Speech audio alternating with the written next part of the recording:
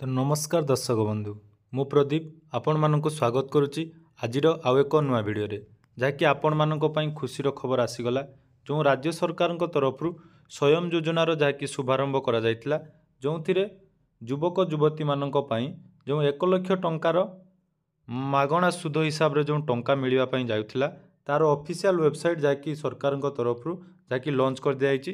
तो वर्तमान आपण माने एही साइट रे जाकि ऑनलाइन करि परिबे। तो आसंतु ए भिडियो रे ऑनलाइन आवेदन करने पूर्व किसी आवश्यक डॉक्यूमेंट एवं गुरुत्वपूर्ण अपडेट आपण मान निहाती जानिबा दरकार जहाँपर कि आपण माने ऑनलाइन करेंगे। तेणु वीडियो आरंभ करने पूर्व जदि चैनल को प्रथम थर विजिट करछंती वीडियो को लाइक करेंगे, चैनल को सब्सक्राइब करेंगे और पाखरे थिबा बेल आइकन को क्लिक करी आगो को आम चैनल माध्यम रे नुआ नुआ अपडेट पाई परिबे। तो देखंतु जहाँकि ऑफिशियल वेबसाइट swayam.odisha.gov.in। तो यही ऑप्शन ले क्लिक कलापर आपन को एमती इंटरफेसटे आसो। प्रथम आपन को देखो एठारे गोटे दरखास्तर स्थिति रही अर्थात जो मैंने एप्लाय करेंगे आप आधार नंबर दे एठारे सबमिट करने पड़ो। ता पूर्वर जहाँकि रही रेजिस्ट्रेशन। तो रेजिस्ट्रेशन ऑप्शन ले क्लिक कलापर आपण मानक रेजिस्ट्रेशन फॉर्म जहाँकि मागिब। तो से रेजिस्ट्रेशन फॉर्म आपड़ केमिति फिलअप करेंगे एवं आपण मानक कौन कौन सबू आवश्यक डॉक्यूमेंट रही ताहा आपण को ये वीडियो रे मु शेयर करी। तो आपण सबुठ गुरुत्वपूर्ण कथा है ऑनलाइन आवेदन करवा। तो ऑनलाइन वेबसाइट आज लॉन्च होती बहुत सारा यूट्यूब रे आपण माने वर्तमान वीडियो देखापी पाइबे जो थे ऑनलाइन आवेदन ऑलरेडी से आरंभ कर देथिबे। तो मु आपन को प्रथमे सजेशन देवी प्रथमे आपण गाइडलाइन जहाँ रही विषय में संपूर्ण डिटेल्स जानतु। गाइडलाइन जानी सारा पर आपण ऑनलाइन आवेदन करेंगे कहीं ना थरे जदि आप ऑनलाइन आवेदन कर दौरान कौन कारणवश जदि आपंकर से भूल होता आपंकर यहाँ रिजेक्ट हो। तेणु आगे प्रथमे गाइडलाइन विषय जानिबा तापर आमे ऑनलाइन ले आवेदन करिबा। तो गाइडलाइन कथा जदि आमे देखिबा तो देखंतु गाइडलाइन जहाँकि आज पेपर माध्यम रे मध्य या मेंशन करा जायतिला। गाइडलाइन जो रही प्रथमे आपण गाइडलाइन विषय जानतु। तो उद्योगमान युवक युवती को युव उद्योग रे परिणत करिया पई आम सरकार को नुआ योजना स्वयं योजना जो थिरे लाभजनक व्यवसाय पई बिना सुदरे 1 लाख टंकार ऋण प्रदान करा जिवो। प्रथमे आपण योजना विषय जानतु। तो योजना जहाँकि रही नुआ किंबा चालू रही व्यवसाय बढ़ावाई बिना सुदरे 1 लाख टंका पर्यंत ऋण दिज्व। तापर ऋणर सुध भार बहन करेंगे सरकार अर्थात जो लोन आपड़ पाइबे से सुध आपन को दवापाई पड़े ना। तापर एठारे देखंतु गोटे गुरुत्वपूर्ण अपडेट रही जहाँकि व्यवसाय पई आवश्यक टंकार मात्र 5% मूल जमा आकार में दाखल करने पड़ो। तो यह कौन रही प्रायतः समस्त को जना ना। तो आवेदन कलापर जना पड़ो जे आपड़ जिते टंकार लोन नापी चाहूँगी तार 5% आपन को दबाक पड़ो ना कौन रही से विषय आम पर डिस्कसन करवा। किंतु यहाँ आपण गोटे इंपोर्टाट जहाँकि अपडेट यहाँ को आप मन रखिए आवेदन करने पूर्वर। या छड़ा देखूँ ऋण निमंते कौन बंधक रखापी पड़ो ना कि प्रोसेसिंग फी आपन को दबाक पड़ो ना। या छड़ा जहाँकि रही ऋण परिशोध कर 4 वर्ष समय सीमा रही। तो नियम अनुसार 3 ରୁ 6 मास पर्यंत ऋण प्रतिशोध आपण करें। यहाँ गला योजना संपर्क में। आसतु योग्यता। तो क्यों माने यही जहाँकि आवेदन करेंगे जहाँकि 18 ରୁ 35 वर्ष बयस जेकोसी आग्रही युवक युवती यापाई आवेदन करें। या छड़ा अनुसूचित जाति जनजाति भिन्नक्षम किन्नर ऋण ग्रहीता जहाँकि सर्वोच्च सीमा रही 40 वर्ष अर्थात 18 ରୁ 40 वर्षर जेकोसी युवक युवती ग्रामांचल हो बा सहरांचल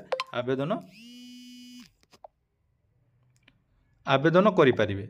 एबे देखंतु जहाँकि रही आवश्यक डॉक्यूमेंट रही कालिया विजु स्वास्थ्य कल्याण योजना रे अंतर्भुक्त होइथिबा परिवार किंबा ग्रामांचल 2 लाख टंका एवं सहरांचल 2 लाख टंकार कम वार्षिक आय थिबा परिवार अर्थात जदि आपण कालिया योजनार अंतर्भुक्त अच्छा जदि आपण घरे कौन व्यक्ति कालिया योजना किंबा आपण विजु स्वास्थ्य कल्याण योजनार कार्ड अच्छी ताले आपण यापाई जाकि आवेदन करेंगे। ये गोटे आप गुरुत्वपूर्ण अपडेट मु प्रथम आपन को कही रखी जे आवेदन पूर्वर प्रथम आपण गाइडलाइन विषय जानतु। गाइडलाइन जहाँ रही उद्यम योजना रे पंजीकृत किंबा सहायक नंबरधारी युवक युवती अर्थात आवेदन करने पूर्वर आपण को गोटे उद्यम आधार उद्यम सर्टिफिकेट दरकार। तो प्रथम आपन को आधार उद्यम सर्टिफिकेट जहाँकि आवेदन करते ऑनलाइन फॉर्म एप्लिकेशन ଯାକି କରିପାରିବେ। ଦେଖିବେ ଆପଣ ଅନଲାଇନ୍ ଆପ୍ଲିକେସନ୍ ଫର୍ମରେ ମୁଁ ଆପଣଙ୍କୁ ଦେଖେଇବି ଯେଉଁଥିରେ ଆପଣଙ୍କୁ ସେଇ ଉଦ୍ୟମ ରେଜିଷ୍ଟ୍ରେସନ୍ ନମ୍ବର ଆପଣଙ୍କୁ ଦେବା ପାଇଁ କହିବ। ଏହା ଛଡ଼ା ଦେଖନ୍ତୁ ଆବଶ୍ୟକ ଯାହାକି କାଗଜପତ୍ର ରହିଛି, ପାସପୋର୍ଟ ସାଇଜ୍ ଫଟୋ, ବୟସ ପ୍ରମାଣପତ୍ର ଯାହାକି Aadhaar card, voter ID, PAN card କିମ୍ବା 10ମ ବୋର୍ଡ଼ ସାର୍ଟିଫିକେଟ୍ ଆପଣଙ୍କ ଦରକାର ରହିଛି। ଏହାପରେ ରେସିଡେଣ୍ଟ ସାର୍ଟିଫିକେଟ୍ ମଧ୍ୟ ଆବଶ୍ୟକ ରହିଛି, ଯାହାକି ବାସସ୍ଥାନ ପ୍ରମାଣପତ୍ର ଆକାରରେ ଆପଣ ଆଧାର କାର୍ଡ଼ ଦେଇପାରିବେ। ତହସିଲଦାରଙ୍କ ଦ୍ୱାରା ଦେଇଥିବା ମଧ୍ୟ ଆପଣଙ୍କର ରେସିଡେଣ୍ଟ ସାର୍ଟିଫିକେଟ୍, ଅର୍ଥାତ୍ ଆପଣ ଆଧାର କାର୍ଡ଼ ଦେଇ ମଧ୍ୟ ଏହା କରିପାରିବେ। ତାପରେ ରହିଛି ବାର୍ଷିକ ଆୟ ବା ଇନକମ୍ ସାର୍ଟିଫିକେଟ୍, ବାର୍ଷିକ ଆୟ ଦେଇପାରିବେ କିମ୍ବା ବିଜୁ ସ୍ୱାସ୍ଥ୍ୟ କଲ୍ୟାଣ ଯୋଜନା କାର୍ଡ଼ ଥିଲେ ଦେଇପାରିବେ। କାଳିଆ ଯୋଜନା କାର୍ଡ଼ ଥିଲେ ଆପଣ ଏହା ଯାହାକି ଆବେଦନ କରିପାରିବେ। ତାପରେ ଦେଖନ୍ତୁ ରହିଛି ଉଦ୍ୟମ ରେଜିଷ୍ଟ୍ରେସନ୍ ବା ଆସିଷ୍ଟେଡ୍ ସାର୍ଟିଫିକେଟ୍, যেটা ମୁଁ କହିଲି ଉଦ୍ୟମ ସାର୍ଟିଫିକେଟ୍ ଆପଣମାନଙ୍କୁ ବନେଇବା ପାଇଁ ପଡ଼ିବ। ତାହା କେମିତି ଆପଣ ବନେଇବେ ଆଜି ସନ୍ଧ୍ୟା ସୁଦ୍ଧା ମୁଁ ଆପଣମାନଙ୍କୁ ପୁରା ଡିଟେଲ୍ସ ଭିଡ଼ିଓ ଆପଣମାନଙ୍କ ସହିତ ସେୟାର କରିବି। ତ ଆବେଦନ ପୂର୍ବରୁ ପ୍ରଥମେ ଏହିସବୁ ଆବଶ୍ୟକ ଡକୁମେଣ୍ଟ ଆପଣମାନଙ୍କ ପାଖରେ ଥିଲେ ଆପଣ ଆବେଦନ କରିପାରିବେ। ତ ଯଦି ଆମେ କଥା ହେବା ତ ୱେବସାଇଟ୍ ମଧ୍ୟ ଆପଣମାନଙ୍କୁ ଜାଣିଗଲେ, ୱେବସାଇଟ୍ ଯାହାକି ରହିଛି swayam.odisha.gov.in। ଏହା ଛଡ଼ା ଦେଖନ୍ତୁ ଯାହାକି ଆବେଦନ ସମୟ ଆରମ୍ଭ ଆଜି 23 ତାରିଖରୁ ଏହାର ଆବେଦନ ଆରମ୍ଭ ହୋଇଯାଇଛି।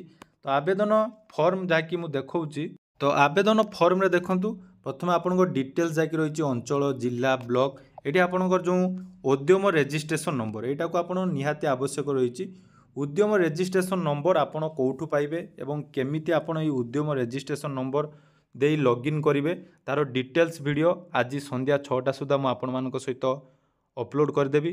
ସେଟା ଦେଖି ସାରିଲା ପରେ ଆସନ୍ତା କାଲି ନହେଲେ ଆଜି ରାତି ସୁଦ୍ଧା ଆପଣମାନଙ୍କ ପାଇଁ ପୁରା ଡିଟେଲ୍ସ ଆବେଦନର ପ୍ରକ୍ରିୟା ଆପଣମାନଙ୍କ ସହିତ ମୁଁ ଭିଡ଼ିଓରେ ସେୟାର କରିବି। ତ ଆପଣମାନଙ୍କୁ କୌଣସି ଅସୁବିଧା ନ ହେଉ ତା ପାଇଁ ଆମେ ପ୍ରଥମେ ସ୍କିମ୍ ବିଷୟରେ ଜାଣିବା, ତାପରେ ଅନଲାଇନ୍ରେ ଆବେଦନ କରିବା।